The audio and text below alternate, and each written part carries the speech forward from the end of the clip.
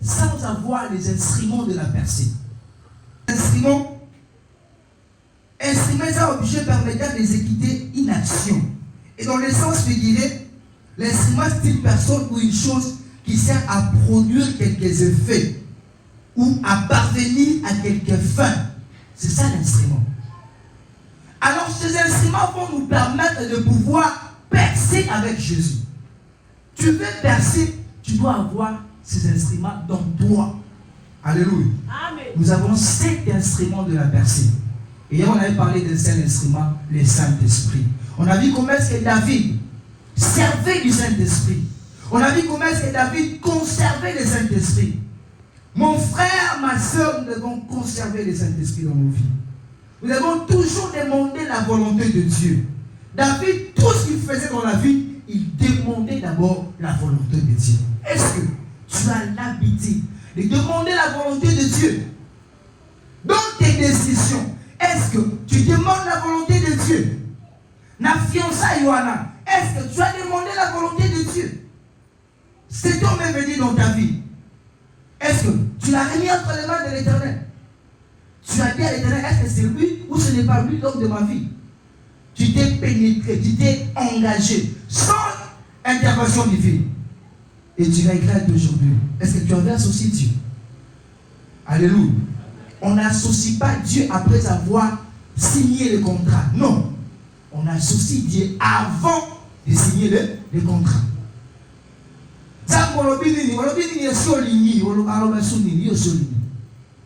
Alléluia. Tout n'a été avant Olinga. Amen. Donc tout ce que nous faisons, nous devons demander la volonté de Dieu. Et David, il réussissait. Le Seigneur va appeler David l'homme selon mon cœur. Alors que David, c'était un pécheur. Il a même tué son soldat. Il a couché avec la femme de son soldat. Mais Dieu l'appelle l'homme selon mon cœur. Pourquoi? Parce qu'il avait un secret. Il savait conserver le Saint-Esprit. Et lorsque l'arche de l'Éternel entrait en Israël, David dansait. David demandait pourquoi? Il aimait la présence de Dieu. Combien de fois tu as attristé le Saint-Esprit par tes comportements, par tes actions? Enfant de Dieu, au Melano Massam. Enfant de Dieu, au Fimaranayo. Enfant de Dieu, au Delio, Bakusuyo. Tu attristes le Saint-Esprit. Combien de fois tu as attristé le Saint-Esprit? On te dit marche. Oh, Natamola. Mira Moulaïwe, Natamola. C'est là que tu dis, oh, Zoba, Mira Oué, Natamola. Alléluia. Marcher dans la foi. Si nous lisons Romains 10, 17, parce que le temps nous fait défaut. Romains 10, 17, et puis nous allons lire les Corinthiens 5, 7. Nous allons faire le parallélisme entre la marche qui était dite en Jéricho et la marche que nous voyons dans la nouvelle alliance. Des Corinthiens 5, 7. Nous allons confirmer que cette marche signifiait la foi. Amen. Amen. Amen. Des Corinthiens 5, le 7e verset. Je lis au nom de Jésus-Christ. Amen.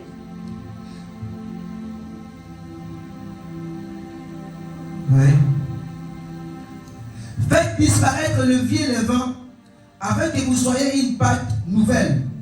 Et c'est pas Jésus dans le livre. L'homme de Dieu. L'homme de Dieu. Des Corinthiens 5. Merci. Après avoir contourné, vous allez commencer à louer. Vous allez commencer à adorer. Et après avoir adoré, il y aura les cris. Et après avoir poussé les cris, les miracles et roués. Mais il y a des poursois, c'est un marcher. La marche. La marche dont Josué symbolisait la foi. Amen. Parce qu'il ne marche pas une seule fois. Il marchait 6 fois. 6 jours. Alléluia. 6 jours en train de contourner. Ça demande à ce que la personne dégage quelque chose en elle. Alléluia. Amen. Alléluia. Amen. Ça nous a amené dans le livre d'Hébreux 11. 1. Nous connaissons le verset Hébreux 11, 1. On nous dit la foi, les amis, ferme assurance. 7 jours, c'était, comment dirais-je, 6 jours.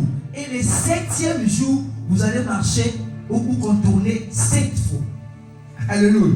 Amen. Les quelque chose sans combattre, sans pour autant combattre. Alléluia. Amen. C'est une bataille. Nous prenons l'image de la ville qu'on appelait Jéricho. Jéricho était barricadé et Kanamaki. Mais Dieu va révéler à Josué, son serviteur. Il dit, Josué, je te donne les directives de ce que tu vas faire afin que le mirail de Jéricho tombe. Il m'est arrivé un jour, je priais, je demandais à l'Éternel, Seigneur, fais-moi grâce de pouvoir neutraliser, paralyser les géants de ma famille. Alléluia. Amen. Les Goliaths de ma famille. Je dors. La nuit, l'Éternel me montre un arbre, une plante, comme une naine, au milieu du village de mes parents. Et on me dit, coupe cet arbre. Alléluia. Amen. On me dit, coupe cet arbre. Et moi, je vais monter pour aller couper les branches. Je dis, non, allez dans la source. Allez, coupe